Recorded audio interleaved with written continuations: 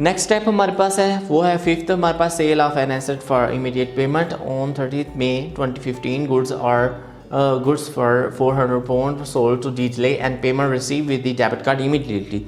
इसका मतलब हमारे पास है जैसे कि पिछला स्टेप है, पिछले स्टेप में हमने क्या किया, हमारे पास जैसे कि आपने देखा कि चीज़ें फ़रोख्त करने के बाद क्या हुआ, हमारे पास ऑन टाइम हमने उससे तय कर लिया कि तुम फलानी डेट को एक खास टाइम के बाद आप पेमेंट अदा कर सकते हो। यहाँ पे आपने क्या करना है, यहाँ पे ऐसा नहीं होगा, ऐसे हमारे पास जैसे फ़रोख्त करनी है साथ ही हमारे पास पेमेंट उसकी रिसीव हो जाएगी। ठीक हो गया। इस पे हमने याद रखना है दो चीज़ जगहों पे हमारे पास इफेक्ट होगा। सबसे पहले हमारे पास गुड्स पे इफेक्ट होगा और दूसरा हमारे पास पेमेंट समय रिसीव हो रही है विद डेबिट कार्ड। इसका मतलब है कैश में इजाफा होगा। कैश अगर हमारे पास वो डेबिट कार्ड ना के बोलता तो इसका मतलब है कैश इन हैंड की बात होता है, तो डेबिट कार्ड की बोलता है मीन बैंक की बात कर रहा है। तो यहाँ पे दूसरा इफेक्ट होगा कैश एट बैंक पे। पहला इफेक्ट होगा इमीडिएट हमारे पास इन्वेंट्री पे, दूसरा इफेक्ट होगा हमारे पास कैश एट बैंक के। इसका मतलब क्या है, इसका क्या चीज़ है, सबसे पहले आपने वैसे ही उस पर्सन का नाम लेना है जिसने कारोबार शुरू किया, जिसके अकाउंट की बन गया, स्टेटमेंट ऑफ फाइनेंशियल पोजीशन, उसकी स्टेटमेंट पोजीशन हमने चेक करनी, बताना है कि क्या पोजीशन है, एसेट्स कितने हैं, लायबिलिटीज़ कितनी है, एंड देन फिर हमने डेट लिखनी है कि किस डेट के ऊपर वो रिकॉर्डिंग हमारे से वो मांग रहा है कि कब हमारे पास फाइनेंशियल स्टेटमेंट बनाए। एट द एंड हमने देखना है एसेट्स से शार्प वैसे की वैसे, इस पर कोई चेंजिंग नहीं होगी। इन्वेंट्री पिछले स्टेप में आप देखेंगे तो वो 6400 थी, यहाँ पे अब आप देखेंगे 6000 है। क्यों, इसका मतलब ये है कि 400 की उसने चीज़ें फ़रोख्त की, 400 आगे रिमेनिंग जो है याद रखें अकाउंट रिसीवेबल वैसे का वैसा है, कोई भी उस बंदे से पैसे हमें वसूल नहीं हुए। आगे कहता है कैश एट बैंक, इसका मतलब है जो यहाँ पे हमने चीज़ें फ़रोख्त की 400 की, इसका मतलब ये है कि हमारे पास 400 कैश एट बैंक प्लस हो गया। आपने अगर पिछले स्टेप में देखा होगा तो कैश एट बैंक 28,000 था, यहाँ पे अब 28,400 है। एट द एंड हमने जमा किया 67,000, वैसे की वैसे एसेट साइड पे, दोनों इफेक्ट एसेट साइड पे आ गए।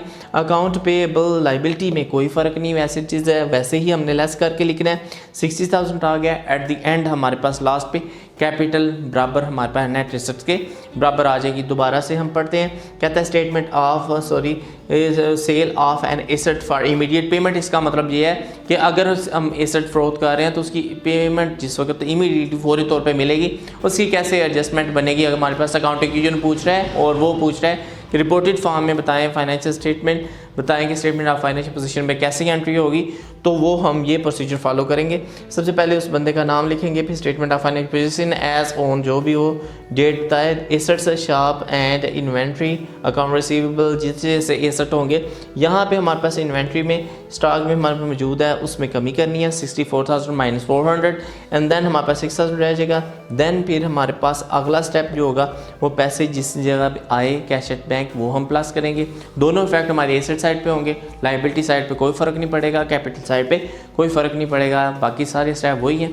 तो अगले स्टेप पे अब चेक करते हैं कि क्या तब्दीली है, मज़ीद क्या चीज़ें हमारे पास आएंगी। नेक्स्ट स्टेप हमारे पास है, उस पर है पेमेंट ऑफ लायबिलिटी। कहता है ऑन 15 मई 2015, कहता है आगे कहता है Blake pays part of debt by internet transfer of 3,000 from whom he bought inventory.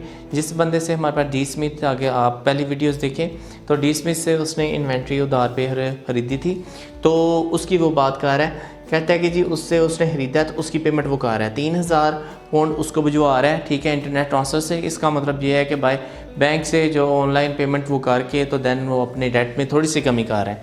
तो यहाँ पे आप चेक करेंगे, सबसे पहले हमारे पास कैश एट बैंक उसमें कमी होगी, दूसरा हमारे पास जो लायबिलिटी है उसमें कमी होगी। जहाँ पे हमने 7,000 देना था, हमारे पे उधार था, वहाँ पे कम होके 3,000 कम हो जाएगा, यानी 4,000 रह जाएगा।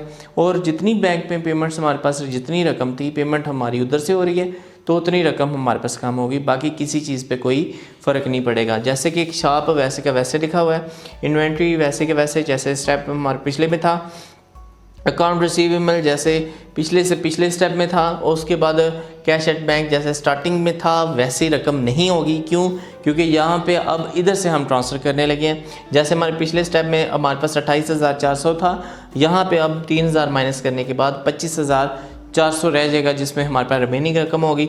फिर हम सबको इसका सब टोटल करेंगे, 64,000 रकम इसकी बनेगी।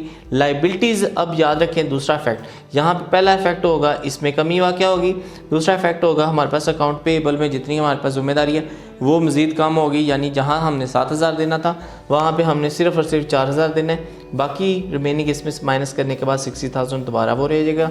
दोबारा मैं बता देता हूँ क्या इफेक्ट हुए। कैश में कमी इसलिए हुई क्योंकि हम पेमेंट कर रहे हैं, जिस बंदे से उधार लिया उसको हमने पैसे उधार करने हैं, तो हमने इंटरनेट ट्रांसफ़र से दिया, इसका मतलब है बैंक से हम पेमेंट कर रहे हैं। तो वहाँ पे हमारे पास 28,400 की जगह 25,400 रह गया। फिर उसके बाद अगला जो स्टेप है हमारे पास लाइबिलिटी, जहाँ पे हमने 7,000 देना था वहाँ पे हमारे पास सिर्फ 4,000 रह गया, 3,000 उसकी पेमेंट हम कर चुके हैं, बकाया वही सारे चीज़ें कुछ भी नहीं होगा। एंड देन हमारे पास नेट एसेट 60,000, देन कैपिटल भी हमारे पास 60,000 होगी। ये हमारे पास स्टेप 6 है। लास्ट स्टेप 7 स्टेप है वो नेक्स्ट आगे, उसको चेक करते हैं उसमें क्या हो रहा है, एंड देन कोशिश करें इसको अच्छे तरीके से ज़हन नशीन करें।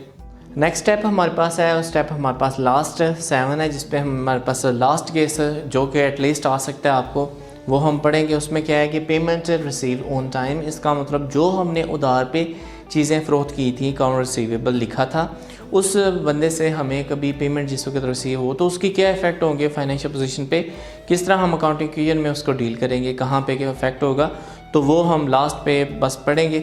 बाकी आपने रिव्यू करना हो पहले भी वीडियोस को बार बार देखें, और इस स्टेप को हम क्या है कि अच्छे तरीके से समझ पाएंगे तभी, तो आप देखें ताकि ये कि आपको अच्छे तरीके से इस चीज़ की समझ आ सके।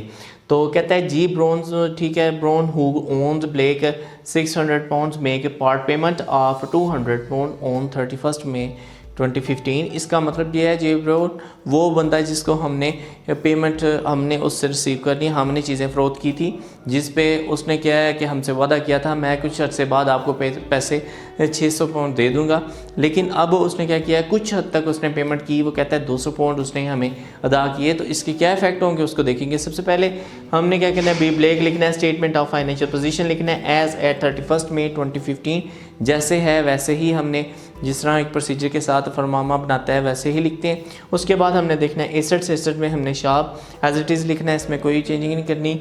इन्वेंट्री हमारे पास 6,000, उसी तरह हमारे पास लिखने की यहाँ पे हमारे पास अब डिफरेंट होगा, यहाँ पे हमारे पास अकाउंट रिसीवेबल में और हमारे पास कैश एट बैंक में चेंजिंग आएगी। याद रखें जिस वक्त उसने हमारे पास पेमेंट हमें देनी है, हमारे पास आके उसने या जिस तरह भी भिजवानी है, अब जैसे अगर वो हमें ट्रांसफ़र कर रहा है, वो फॉर एग्जांपल अगर यहाँ पे वो बात कर रहा है इंटरनेट के थ्रू उसने पेमेंट की, तो यहाँ पे हमारे पास कैश एट बैंक में इजाफा होगा।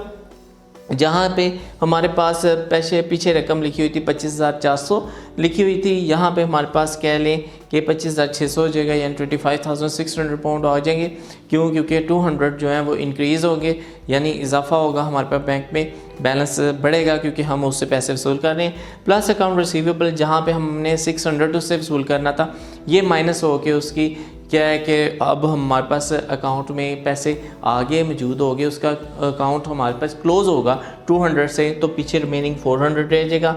बाकी जो है वैसे का वैसे सब टोटल करेंगे 64,000 आएगा, लेस पे करेंगे liability 4,000 and then net asset 60,000 आएंगे एंड लास्ट पे कैपिटल 60,000 ही रिकॉर्ड होगा। दोबारा से आप पढ़ लें, लास्ट टाइम क्या है हमारे पास है पेमेंट रिसीव ऑन टाइम, जब हमने उधार पे चीज़ फ़रोख्त की अकाउंट रिसीवेबल लिखा, जब उसकी पेमेंट होगी तो क्या सीधी सी बात है अकाउंट रिसीवेबल में कमी होगी और पैसे जहाँ से मिलेंगे वो इजाफा होगा, बस बात खत्म।